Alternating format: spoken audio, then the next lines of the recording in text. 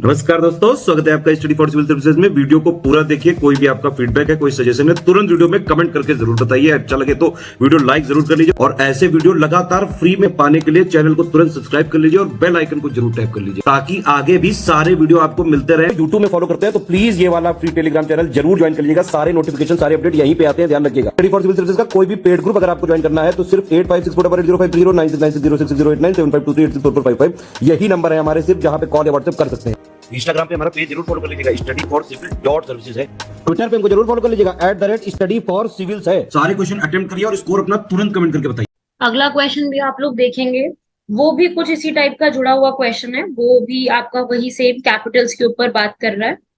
तो देख लेते हैं हम लोग भी कैपिटल्स के लिए। तो मैच करो इसको, मैच करो। गुएना बसाऊ की बिसु कैपिटल हो गई।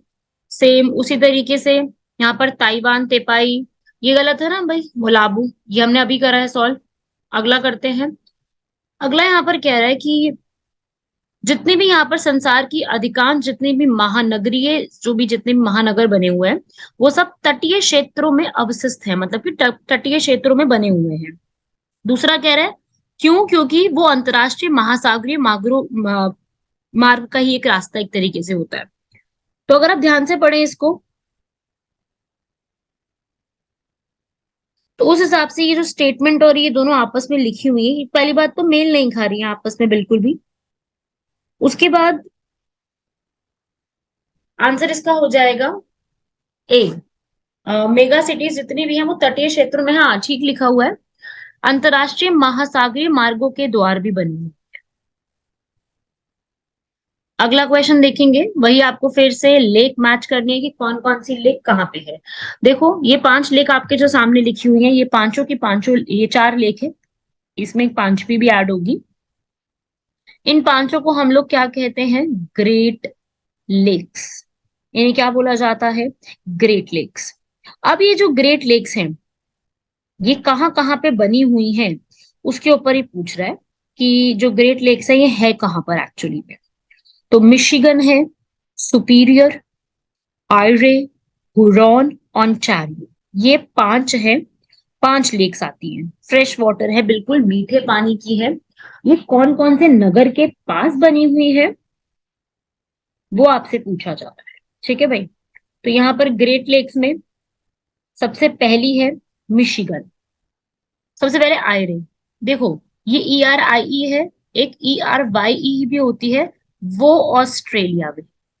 अब आयरे जो है वो डिट्रॉइट में बनी हुई है। मिशिगन जो है वो गैरी में बनी हुई है। ओंटारियो हैमिल्टन में, सुपीरियर दुलूथ में। डी इसका आंसर हो जाएगा। ये आपको पांचों ग्रेट लेक्स के बारे में याद करना है। 5 है ये ग्रेट लेक्स, इसमें हुरॉन एक और ऐड हो जाएगी। इन पांचों की ग्रुपिंग को ग्रेट लेक्स कहते हैं।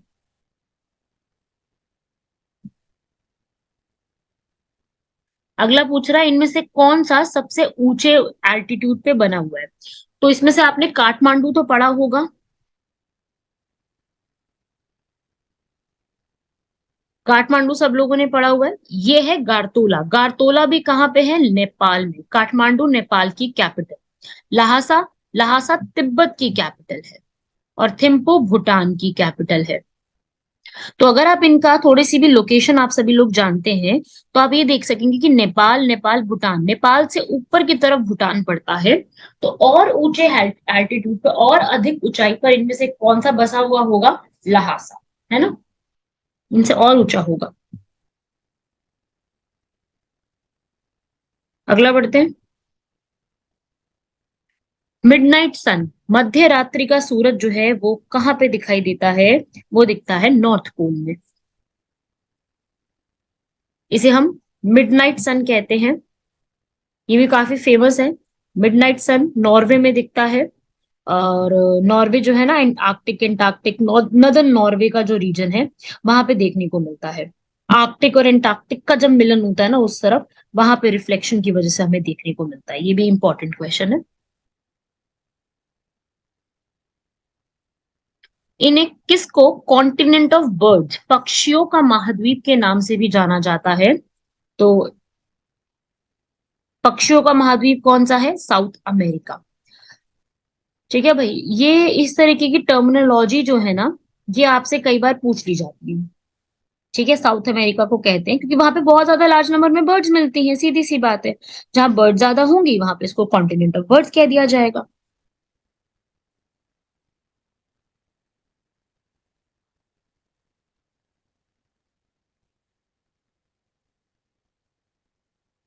अगला, यूएसए की कौन सी सिटी को blue grass state, blue grass state, मतलब कि वहां पर एक तरीके से ब्लू ग्रास की तरीके से आप कह लो देखने को मिलती है, वो है केंटकी। केंटकी ओहायो रिवर के पास है, लिख लो इसको, ओहायो रिवर के पास है। और अपलाचियन जो माउंटेन है ना, वो आपको जो बताया हुआ है, उनके पास में पड़ती है। ठीक है, तो केंटकी जो है ना उसके पास ही ये पड़ता है, इसको आपको पता होना चाहिए।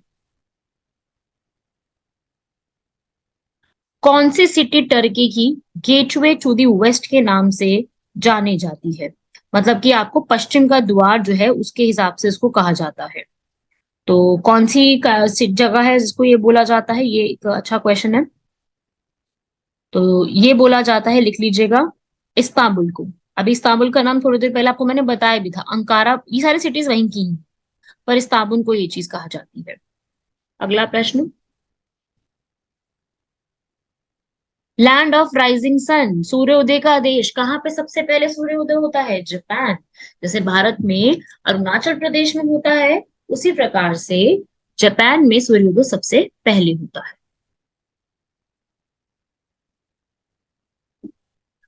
अगला प्रश्न, गार्डन ऑफ लेक्स, लेक्स का गार्डन कौन सी कंट्री को बोला जाता है? फिनलैंड, क्योंकि वहां पर बहुत सारी आपको लेक्स देखने को मिलेंगी, इसलिए उसको क्या बोल दिया जाता है?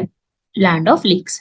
ऐसे ही एक बार यूकेपीएससी में क्वेश्चन आया था, गार्डन ऑफ थाउजेंड लेक्स करके पूछा था, लैंड ऑफ थाउजेंड लेक, तो यहाँ पर फिनलैंड है।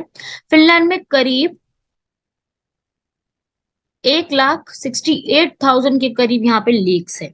और सबसे बड़ी यहाँ की लेक कौन सी है? साइमा, ये भी लर्न कर लो, साइमा, साइमा लेक। ठीक है, और इसकी कैपिटल, फिनलैंड की कैपिटल है हेलसिंकी, जो कि यहाँ की खुद की सबसे बड़ी सिटी भी है। ठीक है, और फिनलैंड जो है काफी बड़ी, इसमें लेक्स बड़ी बड़ी आती है, साइमा याद कर लेने का, साइमा, तंपारे, ये भी आप याद कर सकते, दो लेक्स बहुत है इसके अंदर, कभी क्वेश्चन बन जाता है तो इसमें से ही बनेगा। सिटी ऑफ गोल्डन गेट, अभी निक नेम्स आ रहे हैं सारे के सारे। सिटी ऑफ गोल्डन गेट किसको बोलते हैं? San Francisco. सैन फ्रांसिस्को को सिटी ऑफ गोल्डन गेट, क्योंकि वहां पे एक बहुत बड़ा गोल्डन गेट भी बना हुआ है कैलिफोर्निया के अंदर, इसलिए इसको ये बोला जाता है। Manchester of the east, Manchester कहाँ पे जगह है? मैनचेस्टर यूएस, इंग्लैंड के अंदर जो है वो बोला जाता है। ठीक है, तो मैनचेस्टर ऑफ द ईस्ट जो है वो अलग अलग सिटीज को कई बार इसमें बोला जाता है, इंडिया में भी बोला जाती है ये चीज। फिलहाल के लिए इसका आंसर है ओसाका।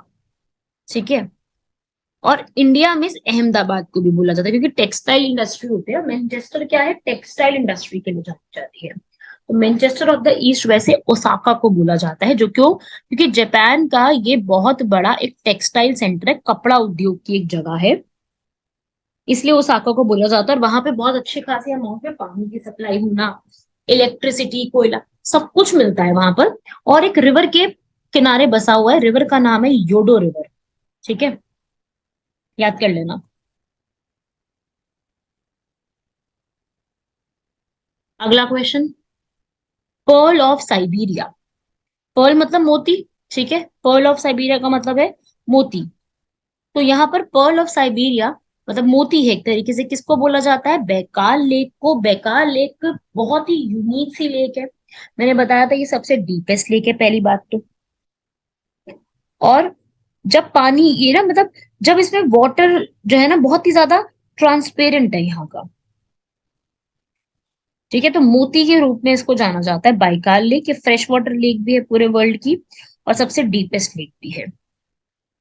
उसके अलावा जो इसमें और ऑप्शन दिए, मैं आपको ये बता देती हूँ ये है कहाँ कहाँ पर। अब जैसे ग्रेट बियर लेक है, ये कनाडा के अंदर है। ठीक है, ये आप याद कर लीजिएगा, कनाडा में। अब कार्दा लेक है। ये कार्दा लेक को कई बार करदा या कारना भी बोल दिया जाता है। ये लेक माउंट एवरेस्ट के पास पड़ती है, नेपाल की तरफ। उसके बाद लिंकैम्बर। लिंकैम्बर जो लेक है, आपको ये कहाँ पे देखने को मिलेगी? ये आपको मिलेगी बोलीविया में। बोलीविया, चिले के पास में। ठीक है ना? तो ये आपको बस थोड़ा बहुत आइडिया होना चाहिए कि कौन सी लेक कहाँ पे बनी हुई है। अगला क्वेश्चन। लैंड ऑफ मॉर्निंग काम, प्रातःकालीन का एक शांत तरीके से, मतलब बहुत शांत है वो, साउथ कोरिया। ठीक है, साउथ कोरिया देश को लैंड ऑफ मॉर्निंग काम कहा जाता है। कोरिया को कहते हैं क्योंकि जब सुबह सुबह होती है तो बहुत ही ब्यूटीफुल दिखती है वहां पे सुबह। और फ्रैगिलिटी ऑफ पीस भी इन्हीं को कहा जाता है, मतलब शांति का प्रतीक भी इसी को बोला जाता है। कोरिया तो अब दो पार्ट में डिवाइड हो गया है। नॉर्थ कोरिया और साउथ कोरिया के बीच में जो डिवाइडिंग लाइन है उसका नाम क्या है? 38th parallel line. North Korea की कैपिटल प्योंगयांग और साउथ कोरिया की कैपिटल सोल। ठीक है भाई, ये आपको पता होना चाहिए।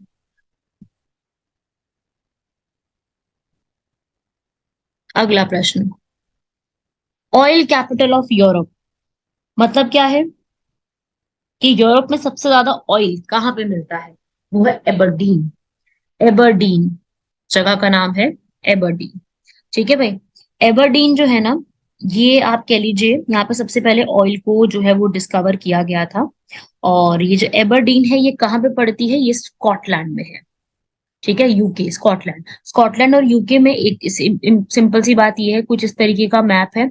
ऊपर की तरफ है स्कॉटलैंड और इसी स्कॉटलैंड के इस तरफ पड़ती है एबरडीन। स्कॉटलैंड के नीचे की तरफ इंग्लैंड है और नीचे यहाँ पे वेल्स आता है। तीनों अलग अलग कंट्री है, तीनों को मिला करके क्या बोल देते हैं?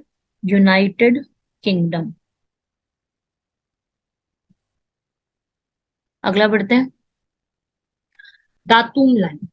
अब ये डाटम लाइन, डेटम लाइन या दातुम लाइन, ये होता क्या है?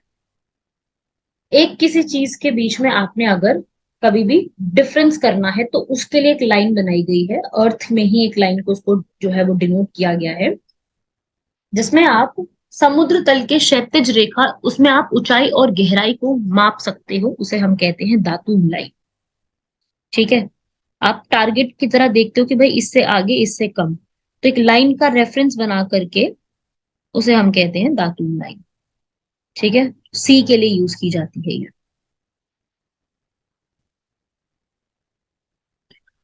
हमारे भारत में, हमारे इंडिया में, सॉरी वर्ल्ड में सबसे ज्यादा मीठा पानी, मृदु जल की सर्वाधिक मात्रा सबसे ज्यादा कहाँ पे देखने को मिलती है हमें? वो हमें देखने को मिलती है महाद्वीपीय और पर्वतीय हिम नदियों में, मतलब कि ग्लेशियर्स के अंदर।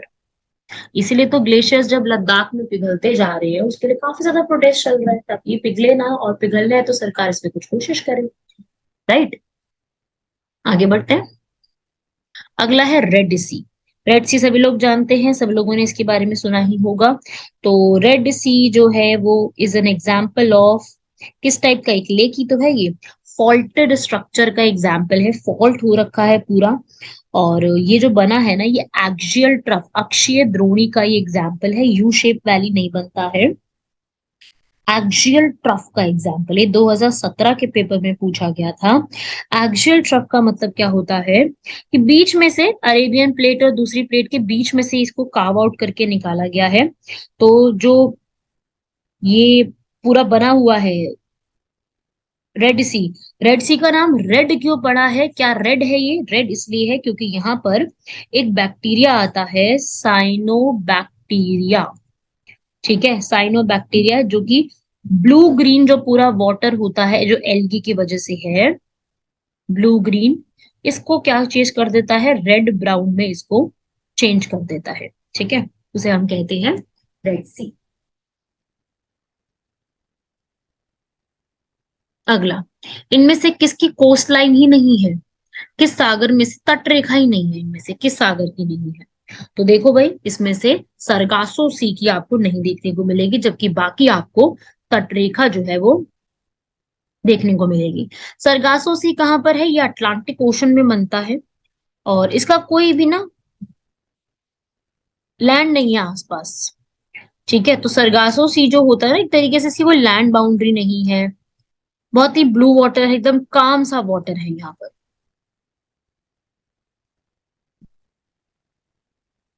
अगला, इनमें से किसका मेडिटेरेनियन सी से बाउंड्री नहीं लगता? देखो, मेडिटेरेनियन सी तो आपको लर्न करना पड़ेगा।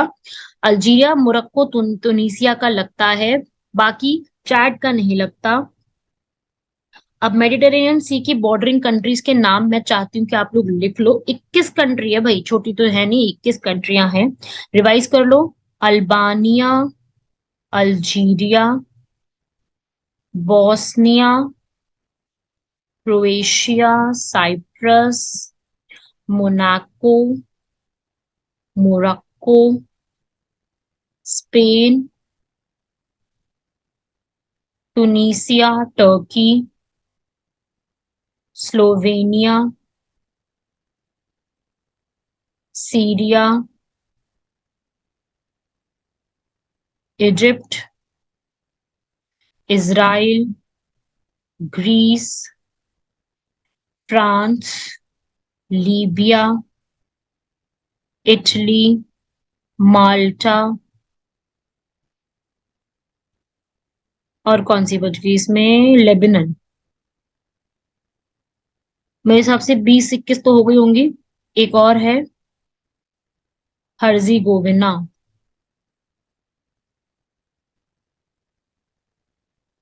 Yes, I have completed 21 countries. तो ये 21 कंट्रीज आपकी जो है बॉर्डर लगाती है। इसके अलावा जो आपकी कंट्रीज बच गई वो कोई बॉर्डर शेयर नहीं करती। ठीक है, तो इससे क्वेश्चन आता है, ब्लैक सी, रेड सी, मेडिटेरेनियन, साउथ चाइना सी, दक्षिण चाइना सागर, चारों से क्वेश्चन आते हैं, इन चारों को पढ़ के जाइएगा। अगला, सबसे डीपेस्ट ओशन इन चारों में से कौन सा सबसे गहरा ओशन? वो है साउथ चाइना सी, दक्षिण चीन सागर। इनमें से कौन सा कोल्ड करंट, ये बहुत इंपॉर्टेंट है, अब करंट से क्वेश्चन तो बनेंगे ही बनेंगे। अगुलहास है, इंडियन ओशन के पास पड़ता है, ये कोल्ड करंट नहीं है, जबकि बाकी तीनों क्या लिखे हुए हैं? कोल्ड करंट, शीत महासागर।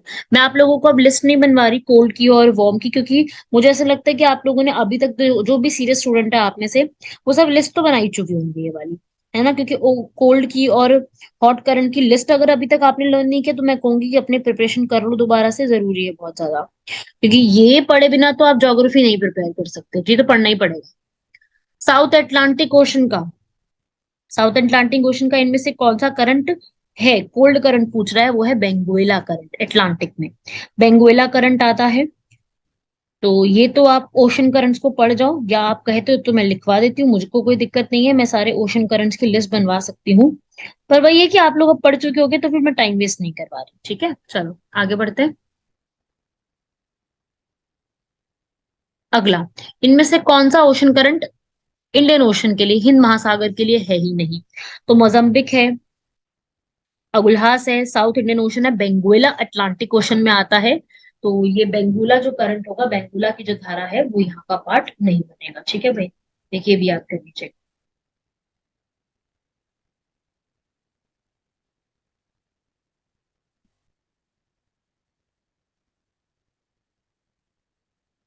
इनमें से कौन सी धारा दक्षिण अटलांटिक महासागर में धाराओं के एक पूर्ण वृत्त के निर्माण निर्माण में नहीं देती है? तो साउथ अटलांटिक में इनमें से कौन सा नहीं आता है? पेंगुएला अभी पढ़ा आपने, उसी में आता है। ब्राजील आता है, कैनरी नहीं आता, वो पैसिफिक का है। तो इसका आंसर सी हो जाएगा। कोल्ड ओशन करंट, शीत धारा आपको बतानी है, इनमें से कौन सी है? Peruvian current, Humboldt current. अगला फिर से मैच करना है आपको। आपसे पूछ रहा है कौन सा गलत मैच है इसमें से, तो आप देखो अच्छे से इसमें से कौन सा गलत मैच है। ब्राजील ठीक है, गल्फ स्ट्रीम ठीक है, अगुलहास ठीक है, हम्बोल्ट गलत लिखा हुआ है।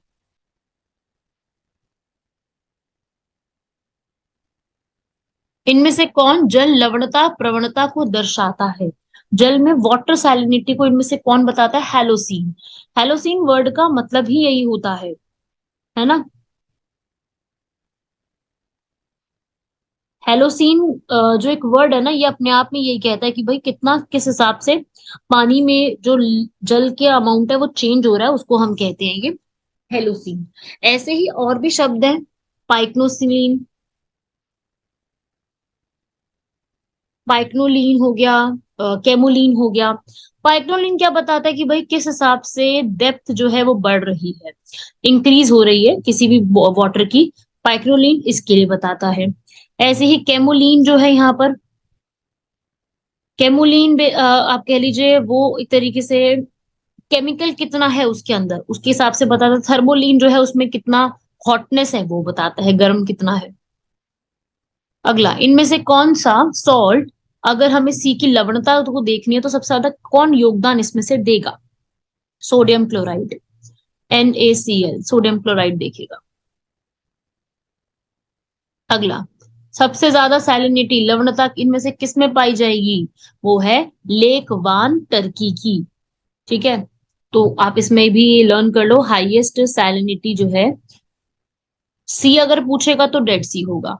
ठीक है, पर वैसे उसके अलावा लेक वान टर्की का है जिसमें 330% से भी ज्यादा लवणता देखी जाती है। इसके बाद डेड सी आएगा इसराइल का। उसके बाद ग्रेट सॉल्ट लेक यूएसए की आएगी उटाह के अंदर।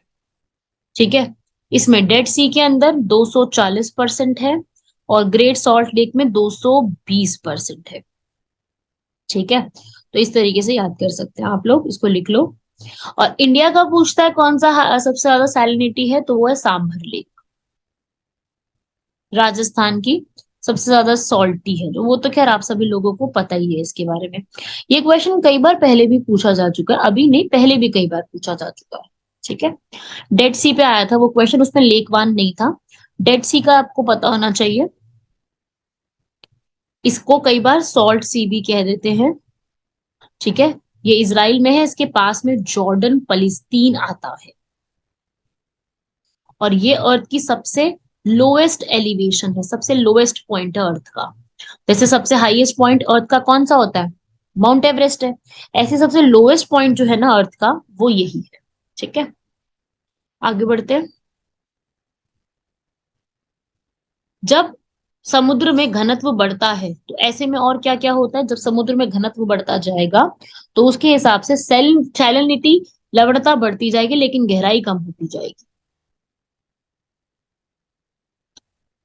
जो ज्वार भाटा बनते हैं उसका सबसे बड़ा कारण क्या है? टाइड पड़ा है ना, ज्वार भाटा की उत्पत्ति महासागरों में, high tide low tide formation जो बनते हैं ये सारे, इसका सबसे बड़ा कारण क्या होता है?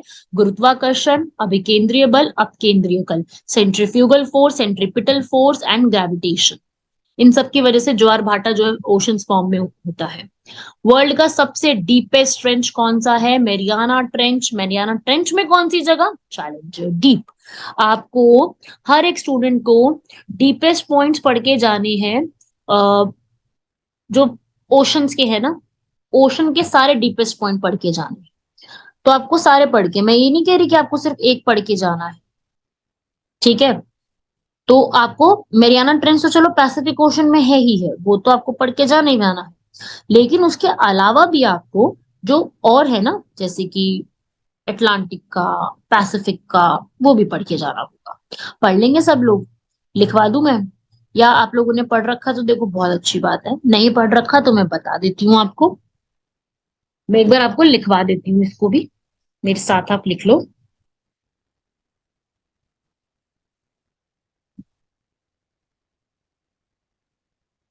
साउथ सैंडविच की अटलांटिक की है।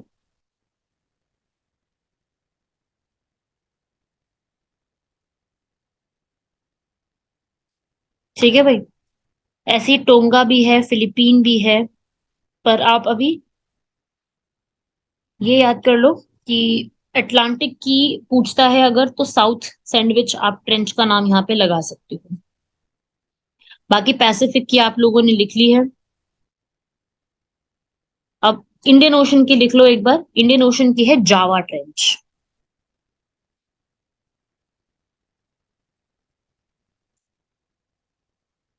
ठीक है, हिंद महासागर की। इंग्लिश हिंदी इतनी तो सब समझते हैं, तो मैं फटाफट आपको बता रही हूँ ताकि मतलब टाइम वेस्ट ना हो, मैं बता दूं आपको। इंडियन ओशन के आइलैंड्स के नाम भी पढ़ के जाइएगा थोड़े बहुत, मैं आपको थोड़ा सा रिवाइज भी करा देती। कोको आइलैंड आता है, आगालीगा आइलैंड आता है, एम्स्टरडैम, थोड़े बहुत आइलैंड्स आपको पता होने चाहिए। Saint Paul Island, deepest point Java Trench है, और पूरे इंडियन ओशन का सबसे बड़ा जो अगर आइलैंड पूछता है इंडियन ओशन का, वो है मेडागास्कर। ठीक है, मेडागास्कर पूरे इंडियन ओशन की बात करिए, और ये one of the poor country है। काफी लोग बहुत है यहाँ पर फिर भी कुछ खास नहीं है इसका मतलब, कुछ बढ़िया पैसा वैसा है नहीं इनके पास, तो थोड़े से याद रखिएगा ये। चलो आगे बढ़े। आ गया भाई अगला क्वेश्चन, आ गया ना, वही वाला बताया था अभी। पैसिफिक का मेरियाना करो, ए का 3 हो गया, आंसर सीधा ही आ गया, पैसिफिक का मेरियाना और इंडियन का जावा, अभी बताया मैंने ये तो, ठीक है ना। उसके बाद अटलांटिक का प्यूर्टो रिको, प्यूर्टो रिको भी आ सकता है, साउथ सैंडविच भी आ सकता है। आर्टिक का यूरेशियन बेसिन, तो इसका आंसर क्या हो जाएगा, बी। मैच कर लो, बी आंसर हो जाएगा। अगला, संसार के अधिकांश महानगरीय तट जो है वो ये क्वेश्चन पहले आ चुका है ना, ए इसका आंसर था, पहले ही हमने इसको पढ़ चुके हैं। अगला, इनमें से कौन सी नदी जो है वो दक्षिण को प्रवाहित होती है, मतलब कि साउथ की तरफ जाती है, कौन सी नदी है वो, साल्वेन नदी। साल्वीन नदी, लिख ले इसको, लिख लीजिए इसको, साल्वीन नदी। अब साल्वीन रिवर कहाँ फ्लो करती है, ये साउथ ईस्ट एशिया में फ्लो करती है, और ये म्यांमार, थाईलैंड वगैरह वहां से फ्लो करते हुए अंडमान के सी में जा करके बह जाती है। ठीक है, ऐसे ही ये चारों ही एक्चुअली एशिया की है। आमूर भी है ना, ये भी रशिया और चाइना के बॉर्डर की तरफ फ्लो करते हुए जाती है। ऐसे ही लेनू रिवर, लेना रिवर, लेना रिवर ये रशिया में पूरी तरीके से फ्लो करती है, रशिया के अंदर ही ये रिवर है। ओब रिवर ये भी रशिया की रिवर है। ठीक है, लेकिन इनमें से सबसे बड़ी रिवर साल्वीन रिवर, ये जो बिल्कुल साउथ की तरफ फ्लो करके फ्लो कर जाती है। एशिया की सबसे बड़ी रिवर इनमें से वो आप सभी लोग जानते हैं, यांगजे रिवर है। आप लोगों ने इसके बारे में काफी बार पढ़ा होगा, जब भी आप वर्ल्ड ज्योग्राफी के फैक्ट पढ़ोगे, चाहे आपने लूसेंट से पढ़े हैं, चाहे आपने कहीं से भी पढ़े हो, तो ये तो आपने कई बार उसमें लिखा हुआ मिलेगा कि लार्जेस्ट रिवर जो है एशिया की वो यांगजे रिवर है। यांगजे जो है चाइना की एक रिवर है, और ये चाइना से ही पूरी तरीके से फ्लो करते हैं, इसकी काफी सारी ट्रिब्यूटरीज हैं, और यांगजे अलग है और एक येलो रिवर अलग है। कई लोग, मुझे ऐसा लगता है कि मैंने देखा है कई बच्चे यांगजे और येलो को कंफ्यूज कर देते हैं, यांगजे अलग है, येलो अलग है। तो टॉप में अगर मैं बात करूं तो सबसे पहले यांगजे रिवर आती है, फिर येलो रिवर आती है, फिर मेकोंग, याद है मेकोंग रिवर, ये बहुत इंपॉर्टेंट है, China, Myanmar, Laos, Thailand, Cambodia, Vietnam से फ्लो करते हुए जाती है। मैं लॉन्गेस्ट रिवर की बात कर रही हूँ, ठीक है। तो मेकोंग गंगा कॉर्पोरेशन भी बना हुआ है, मैंने कहा था ना, पढ़ लेना इसको। फिर लेना रिवर है, ये रशिया की, जो ऑप्शन में भी दी हुई है, पहले दी हुई थी ना। फिर उसके बाद इर्तिश रिवर, ये मंगोलिया, चाइना, कजाकिस्तान में है। इनके बाद हमारी इंडिया की 6 नंबर पे आती है ब्रह्मपुत्र। ब्रह्मपुत्र आप जानते हैं चाइना, इंडिया, बांग्लादेश से फ्लो करके जाती है, करीब 4000 किलोमीटर की है इसकी लेंथ। फिर इसके बाद आती है ओब नदी, ये भी रशिया की है। इसके बाद हमारी इंडिया की आएगी 8th नंबर पे इंडस रिवर, चाइना से निकलती है, इंडिया से आती है, फिर पाकिस्तान जाती है। गंगा हमारी कौन से नंबर पे आती है, 11th नंबर पे। गंगा पूरे एशिया की बात कर रही हूँ मैं, और कहीं की नहीं, सिर्फ एशिया की बात कर रही हूँ मैं।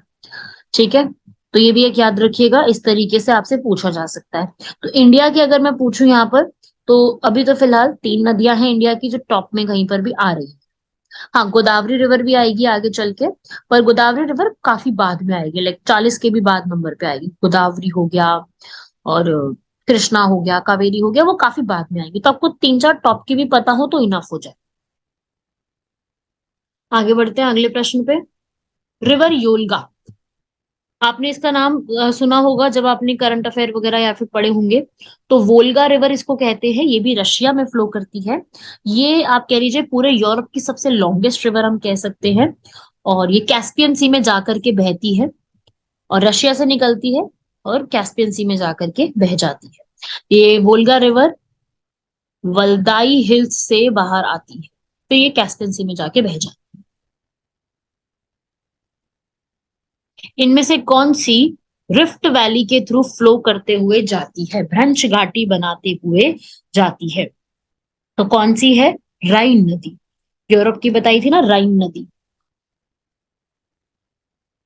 अगला प्रश्न, इनमें से कौन सी मकर रेखा को 2 बार काटती है? बहुत इंपॉर्टेंट क्वेश्चन है, लिम्पोपो। लिख लीजिए, लिम्पोपो। अगर कर्क रेखा पूछेगा, ट्रॉपिक ऑफ कैंसर, तो वो हमारे भारत की माही नदी, वो 2 बार काटती है। ठीक है, जो गुजरात में, मध्य प्रदेश गुजरात में फ्लो करती है, माही नदी। और ट्रॉपिक ऑफ केप्रिकॉर्न पूछेगा तो लिम्पोपो आंसर हो जाएगा।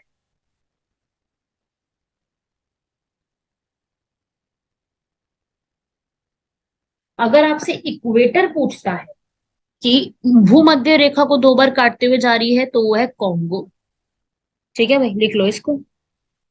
ओनली रिवर है ये 2 बार काटती है। ये ऐसे सवाल आ सकते हैं भाई, ऐसे सवाल यूकेपीएससी, यूपीपीएससी सब लोग पूछते हैं। कॉन्गो रिवर का दूसरा नाम क्या है? जायरे नदी, क्योंकि जायरे में फ्लो करती है ये। ठीक है, चलो आगे बढ़ते हैं।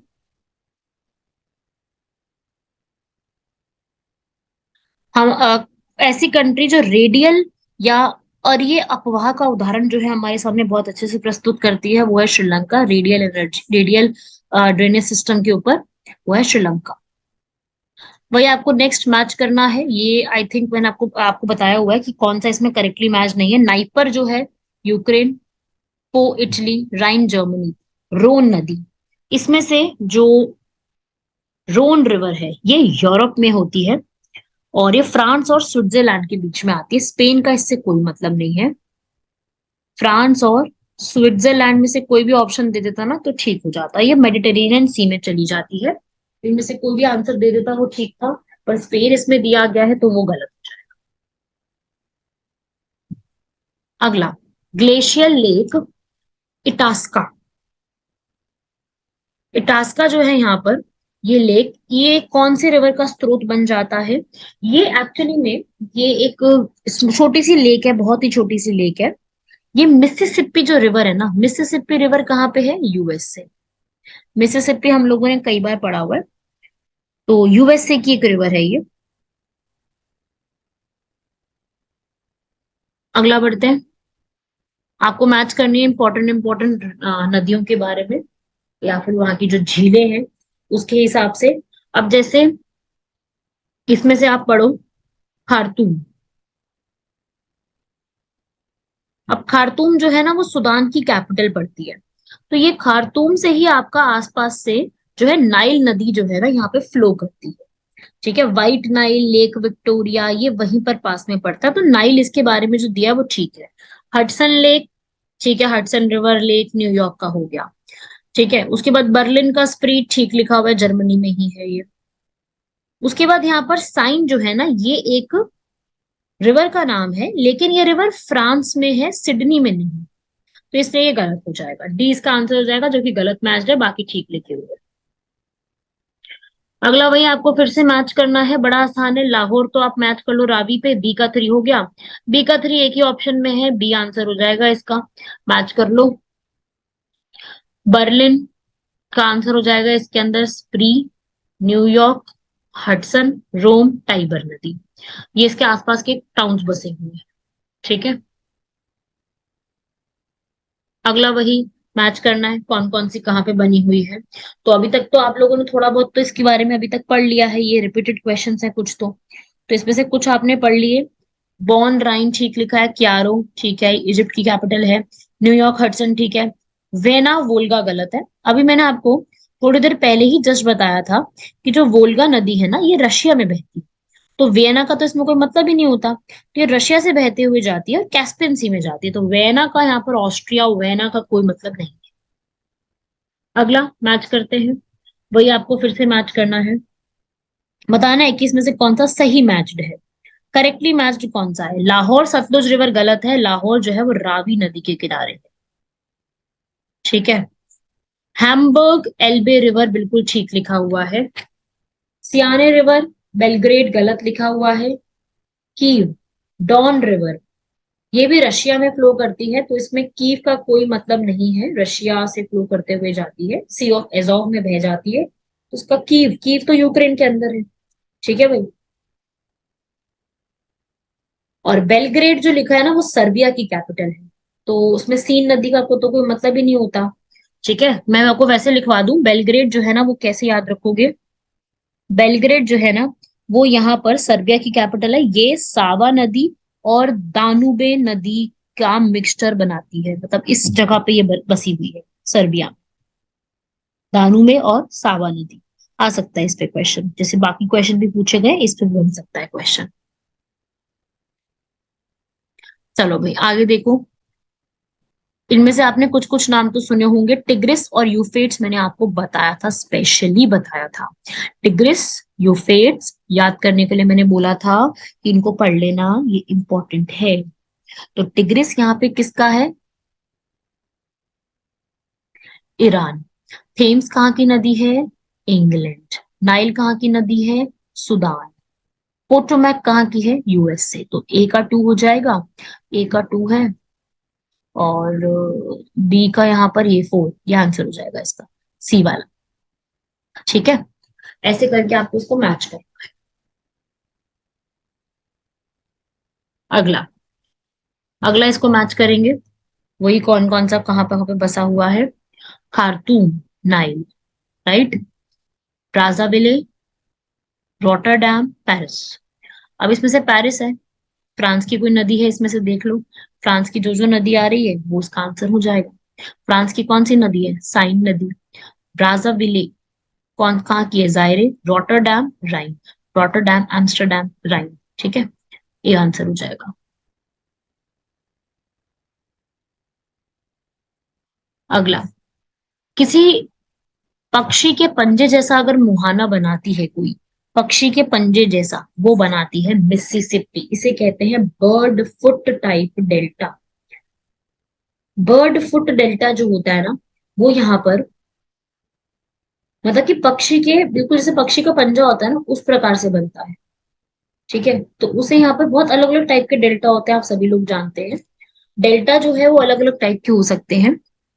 तो रिवर ऑफ माउथ का जो रिवर होता है, सॉरी, जो रिवर का जो माउथ होता है, तो उस हिसाब से यहाँ पर अलग अलग प्रकार के बनाए गए हैं काफी सारे। तो पक्षी के आकार या पंजाकार जो डेल्टा होता है उसे कहते हैं, अब इसमें आपको मैं समझा दूं, नदी का जो मुहाना होता है जब वो महासागर में मिलने वाली होती है उससे पहले बनता है।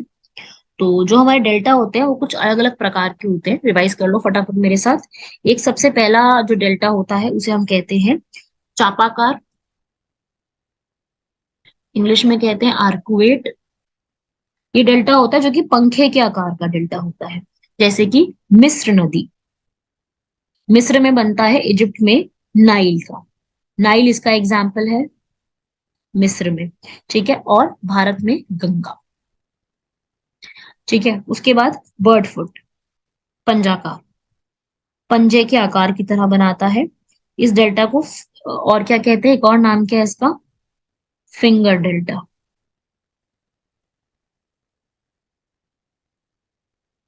अंगुली नुमा, जिसमें मिसिसिपी का सबसे बड़ा एग्जाम्पल है। उसके बाद एस्चुराइन डेल्टा, हिंदी इंग्लिश यही लिखते हैं इसको। एस्चुरी का प्रभाव बनता है फ्रांस की सीन नदी बनाती है इसको, और हमारे भारत की नर्मदा और तापी, वो रिफ्ट वैली वाली वो यही बनाती है। ठीक है भाई, ये आप कुछ इंपॉर्टेंट याद रख सकते हैं, इसमें से भी बन सकता है, क्वेश्चन आ सकता है इनमें से भी। इनमें से कौन सा सबसे बड़ा एरिया बनाता है? सबसे बड़ा एरिया इनमें से किसका है अगर आप देखेंगे, तो न्यूजीलैंड का साउथ आइलैंड इनमें से सबसे बड़ा है। Largest island of the world, ये तो मुझे लगता है सबको ही आता होगा, ग्रीनलैंड। एशिया का पूछेगा तो मेडागास्कर लगाओगे, वर्ल्ड का पूछेगा तो ग्रीनलैंड। ये मैंने बताया हुआ आप लोगों को कि डेनमार्क के कब्जे में है, मतलब डेनमार्क का ही यहाँ पर उपनिवेशवाद चलता है। अगला, करेक्ट पूछ रहा है, फर्स्ट स्टेटमेंट तो बिल्कुल गलत लिखी हुई है, लास्ट भी गलत लिखी हुई है, डेनमार्क होगा। हाँ, और ग्रीनलैंड में एक नूक है, बिल्कुल नूक उसकी कैपिटल है, ये ठीक है, ये मैंने आपको बताया भी था पहले। ठीक है, ये भी गलत है, ये भी गलत है। तो नूक उसकी कैपिटल है, हाँ बिल्कुल वो वहीं पर ही स्थित है। अगला, निम्नलिखित में से पूर्वी द्वीप समूह का कौन सा द्वीप 3 देशों में विभाजित है? मतलब कि एक छोटा सा आइलैंड है लेकिन वो 3 अलग अलग देशों में विभाजित हो रखा है। वो कौन सा है? बोर्नियो। ये एक एशिया में आइलैंड पड़ता है, बोर्नियो। ये कौन कौन यहाँ पे शेयर करता है? ये यहाँ पर आपको बोर्नियो, एक तो ब्रुनई शेयर करता है, एक इंडोनेशिया और एक मलेशिया। यहाँ पर बीच वगैरह बहुत सारे आपको देखने को मिलेंगे। तो बोर्नियो ये एशिया का अच्छा खासा बड़ा एक आइलैंड है, और छोटा सा है, ज्यादा बड़ा नहीं है। और इसका सबसे ऊंचा पॉइंट का नाम क्या है? माउंट किनाबालू, सबसे ऊंचाई वाला पॉइंट है। ठीक है, और इसी की एक जगह का नाम है बंदर सेरी बेगावन। यहाँ पे आसियान जो है ना, आसियान जानते हैं ना सब लोग, आसियान के समिट यहाँ पे कई बार होते हैं, आसियान के सम्मेलन। ठीक है,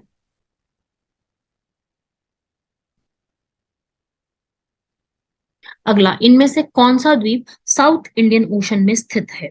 साउथ इंडियन ओशन, ठीक है, कौन सा है? मॉरिशस। मॉरिशस यहाँ पर साउथ इंडियन ओशन में आप लोग काउंट कर सकते हैं। ठीक है, जबकि इसमें से जो सेशल्स लिखा हुआ है ये अफ्रीका के हिस्से में पड़ जाता है। ठीक है ये इंडियन ओशन में ही, पर ये अफ्रीका के हिस्से में आता है, और इंडिया के काफी अच्छे रिलेशन है इनके साथ।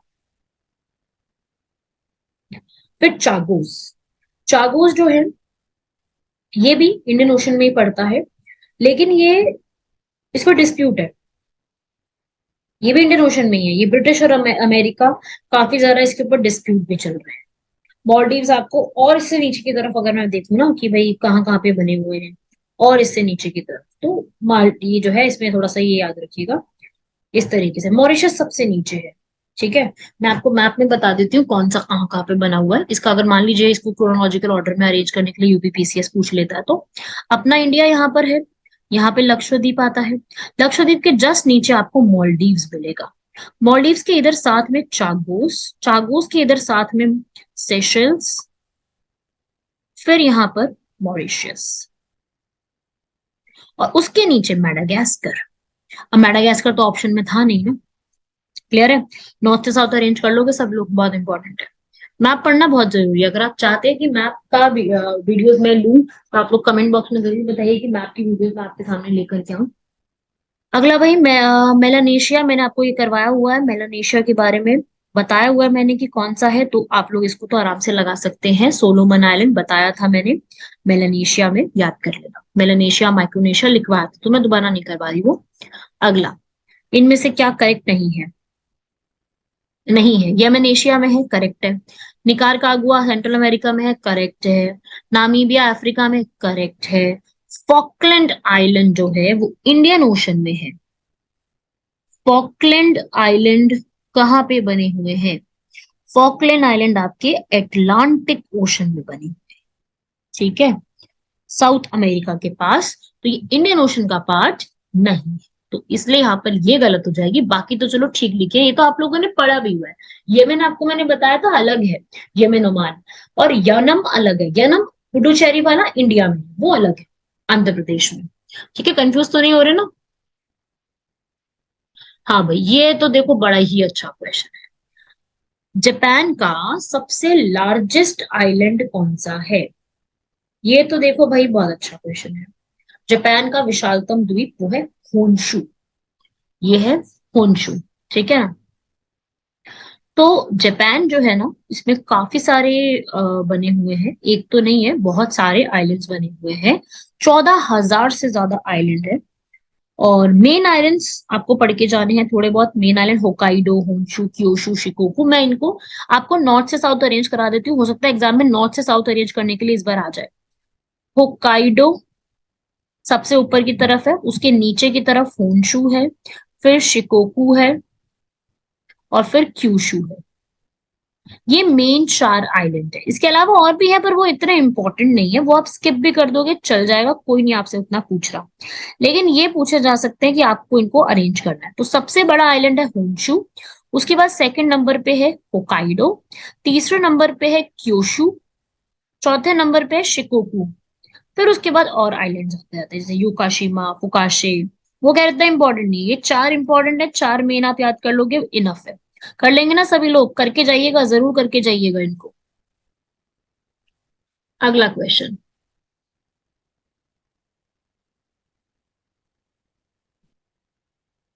मकाओ आइलैंड्स जो है चाइना को दे दिए गए थे, बिल्कुल सही बात है। ये कब दिए गए हैं, वो है 1999 में ट्रांसफर किए गए हैं। ठीक है, तो मकाओ आइलैंड्स अभी इस वक्त जो है चाइना के पास है। तो ये ट्रांसफरिंग जो है वो हुई थी 1999 में 20 दिसंबर को। पोर्चुगीज का वहां पे रूल चला करता था। अभी हम अगर बात करें मकाऊ की, तो ये साउथ चाइना सी की तरफ पड़ता है, छोटी सी कंट्री है ये, चाइना के अंदर ही इसको अब काउंट किया जाता है। पोर्चुगीज का रूल था। चाइनीज पोर्चुगीज लैंग्वेज अच्छी खासी यहाँ पे बोली जाती है। और इसकी जो मकाऊ है, आपको बस ये याद करना है कि भाई यहाँ पर अच्छे खासे चाइनीज और पोर्चुगीज पीपल हैं, इतना ही इसमें लर्न कर लो, उतना भी बहुत है इसमें। ठीक है भाई, अभी किसके पास है ये आपको पता होना चाहिए।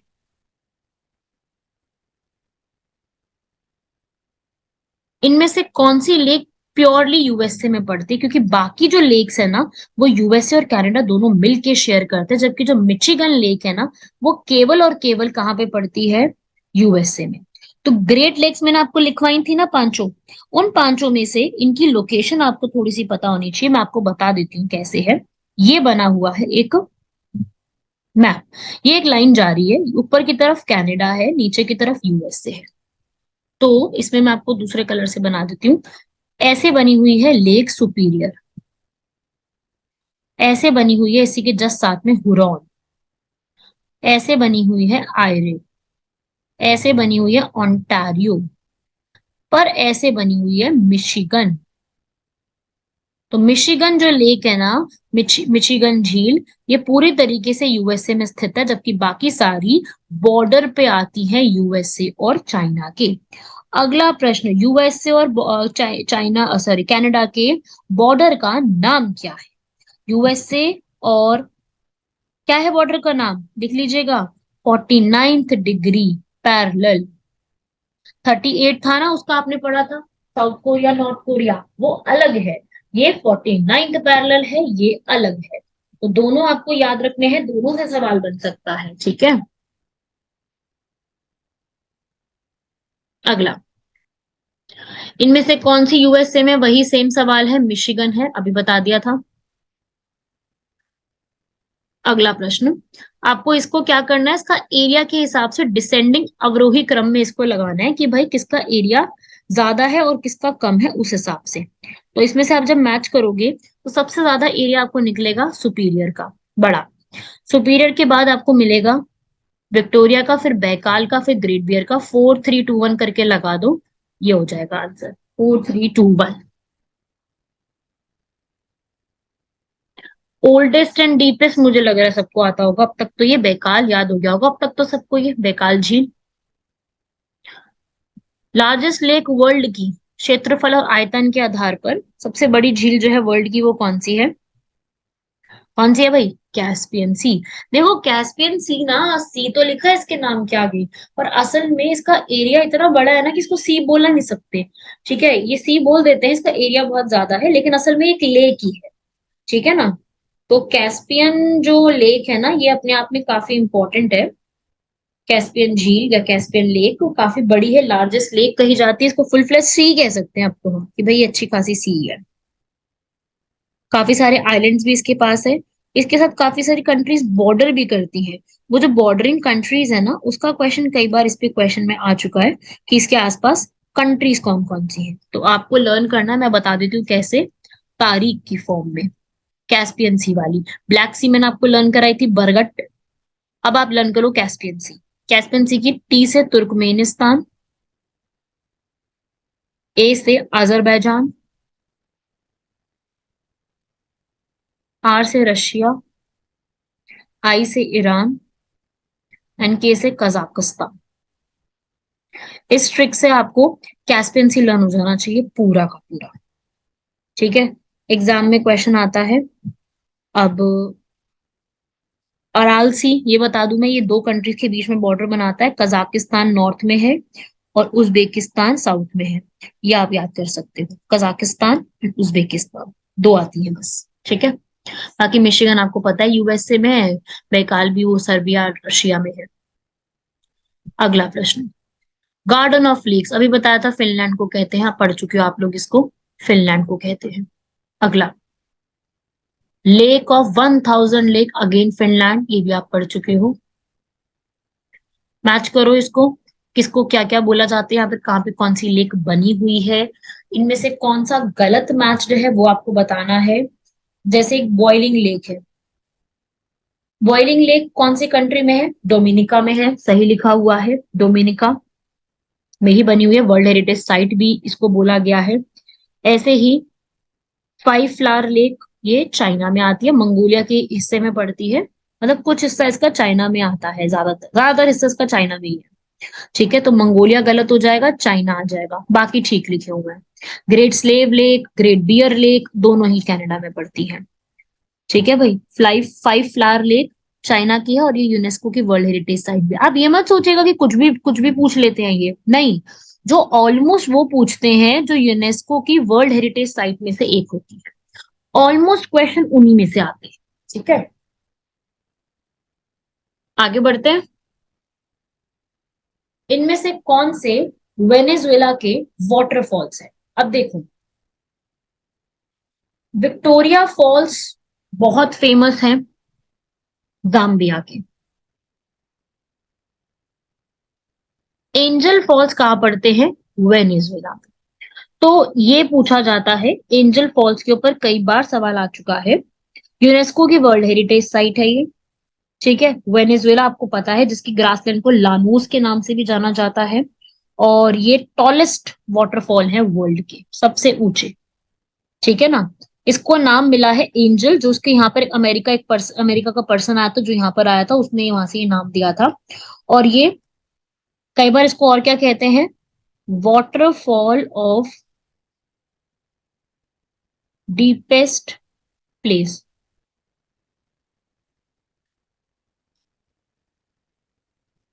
अगला, वर्ल्ड के टॉलेस्ट वाटरफॉल, तुगेला, ये तो बिल्कुल ही गलत लिखा हुआ है।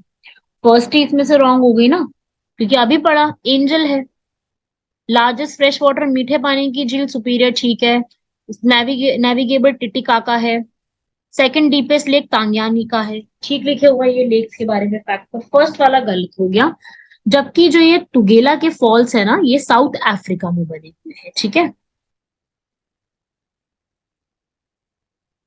बाकी ये ठीक है, आपको पता है यूएसए और कनाडा के बॉर्डर पे पड़ती है ये। लेक टिटिकाका, लेक टिटिकाका भी अपने आप में इंपॉर्टेंट है, इसके बारे में ही पता होना चाहिए। ये बोलीविया में पड़ती है, पेरू और बोलीविया के पास। ये एंडीज माउंटेन जो है ना, उसकी तरफ आपको ये देखने को मिलेंगी। उसके बाद तंग्यानी का, ये सेकंड डीपेस्ट है, सेकंड सबसे गहरी झील है अफ्रीका में। जो बाइकाल के बाद, बाइकाल जो है ना सर्बिया वाला, उसके बाद ये सेकंड नंबर पे जानी जाती है, ये अफ्रीका में पड़ती है। और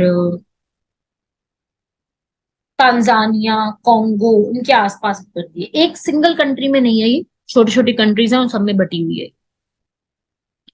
यूरोप और अफ्रीका के बीच में कौन सी स्ट्रेट आती है, जल संधि जो उनको अलग करती है, वो है जिब्राल्टर। देखो भाई, याद करना है सभी लोगों को, ऊपर की तरफ यूरोप बना हुआ है, यूरोप में ये जगह है स्पेन। ठीक है, इस तरफ अफ्रीका है, अफ्रीका में सबसे ऊपर की तरफ है मोरक्को। तो स्पेन और मोरक्को के बीच में आती है यहाँ पर स्ट्रेट ऑफ जिब्राल्टर, इसके साथ में आता है मेडिटेरेनियन सी। तो यहाँ पर स्पेन और मोरक्को के बीच में कौन सी जगह है, strait of Gibraltar. Bering strait USA और रशिया के बीच में सेपरेशन लेके आती है। अब स्ट्रेट्स के ऊपर देखो काफी क्वेश्चन बनेंगे, तो मेरे पास अभी तो मैप दिखाना पॉसिबल नहीं है, मैप तो है मेरे पास, पर वो दिखाना पॉसिबल नहीं है कि वो बहुत ज्यादा फिर टाइम कंज्यूमिंग हो जाएगा। ऑलरेडी वीडियो बहुत लंबी हो रही है। ये बहुत सारे क्वेश्चन हम लोगों ने प्रैक्टिस करे हैं। ठीक है, आपने 1000 से ज्यादा क्वेश्चन प्रैक्टिस कर लिए, तो ऑलरेडी हमारे पास काफी सारे हम लोगों ने कंप्लीट कर लिए। तो उस हिसाब से आपको यहाँ पर इस तरीके से आपको यहाँ पर जो है थोड़ा सा पढ़ते जाना, इसको भी साथ साथ लिखते जाना। आगे बढ़ते हैं स्ट्रेट्स पे। स्ट्रेट ऑफ होर्मुज, होर्मुज की जो जल संधि है वो किस किस को सेपरेट करती है? वो करती है फारस की खाड़ी, पर्शियन गल्फ और ओमान की खाड़ी। ठीक है, पढ़ा हुआ है ना सब लोगों ने ये? ठीक है, इसलिए मैं आगे करके बता रही हूँ, क्योंकि मुझे ऐसा लग रहा है कि आप लोगों ने पढ़ा है, बस यहाँ पे रिवीजन कर लो, क्योंकि यहाँ पर मैप करके दिखाना, स्ट्रेट्स मार्क कराना, वो तो फिर बहुत लंबा हो जाएगा। आगे बढ़ते हैं। यूके और फ्रांस के बीच में कौन सी यहाँ पर आती है? डोवर स्ट्रेट, डोवर जल संधि। स्ट्रेट ऑफ डोवर किस किस के बीच में आती है? यूके और फ्रांस है, तो यूके और फ्रांस के बीच में इंग्लिश चैनल और नॉर्थ सी आता है। पर्शियन गल्फ, फारस की खाड़ी, किसके साथ सीमा नहीं बनाती है? वो है ओमान। बहरीन, कुवैत, इराक के साथ बनाती है, लेकिन ओमान के साथ बॉर्डर नहीं बनाती है। अगला, ये आपको बताना है कहाँ कहाँ पे इनमें से गल्फ बने हुए हैं, कौन सा इसमें सही मैच है। तो इसमें से आप पढ़ोगे तो गल्फ ऑफ टोंकी, ये वियतनाम में है, बिल्कुल सही बात है। आप देख रहे हो कि वर्ल्ड ज्योग्राफी से कितने अच्छे खासे क्वेश्चंस पूछे गए हैं। वही अगर मैं बात करूं बोथनिया की खाड़ी, तो ये जो है हमारी बोथनिया की खाड़ी, ये फ्रांस में नहीं बनी हुई है, ये फिनलैंड के बीच में बनी हुई है। बैफिन बे अर्जेंटीना में नहीं है, ये कनाडा की तरफ पड़ता है। ऐसे ही गल्फ ऑफ कारपेंटेरिया, ये एक सी की तरह बना हुआ है, और ये ऑस्ट्रेलिया की तरफ बना हुआ है, कनाडा नहीं है, ऑस्ट्रेलिया है। तो बाकी सब गलत लिखे, ये ठीक लिखा हुआ है। सुएज कैनाल, ये तो मुझे लग रहा है सब बच्चों को पता होगा, रेड सी और मेडिटेरेनियन सी को इजिप्ट के पास बनाया हुआ है। तो सुएज कैनाल तो सबको ही आता होगा, इजिप्ट में बना हुआ है। मेडिटेरेनियन सी और रेड सी को आपस में कनेक्ट कर आर्टिफिशियल बनाया गया है, ताकि इजीली आसानी से सामान लेके जाया जा सके। और यही कैनाल क्वेश्चन आता है तो एशिया और अफ्रीका को सेपरेट कर रहा है।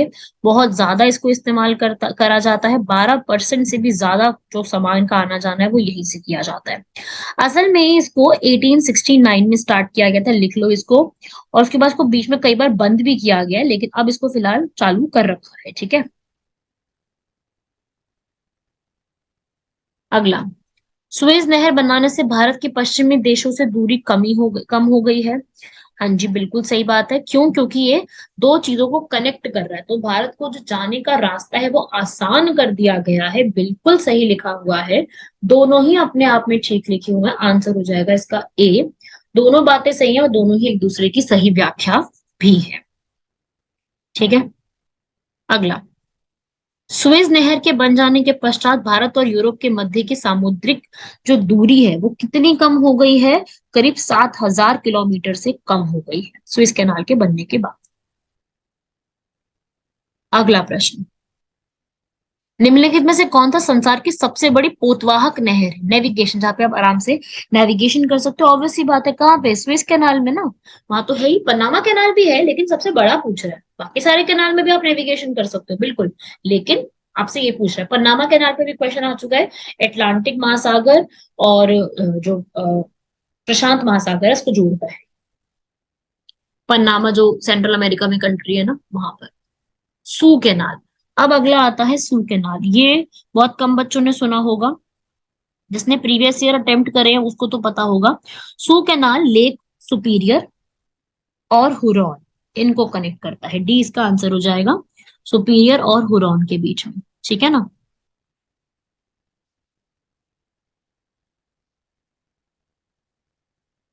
अगला, इनमें से कौन सी नहर दक्षिणी जर्मनी के आंतरिक जलमार्ग के रूप में जो है आज भी प्रयोग की जाती है? वो है लुडविग्स नहर।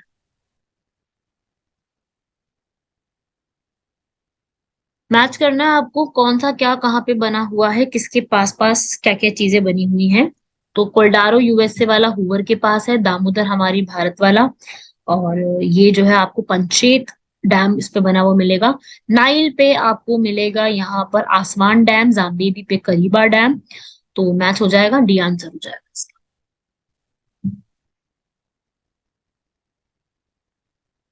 डैम मैच करना है आपको फिर से बांध। कौन सा गलत मैच्ड है?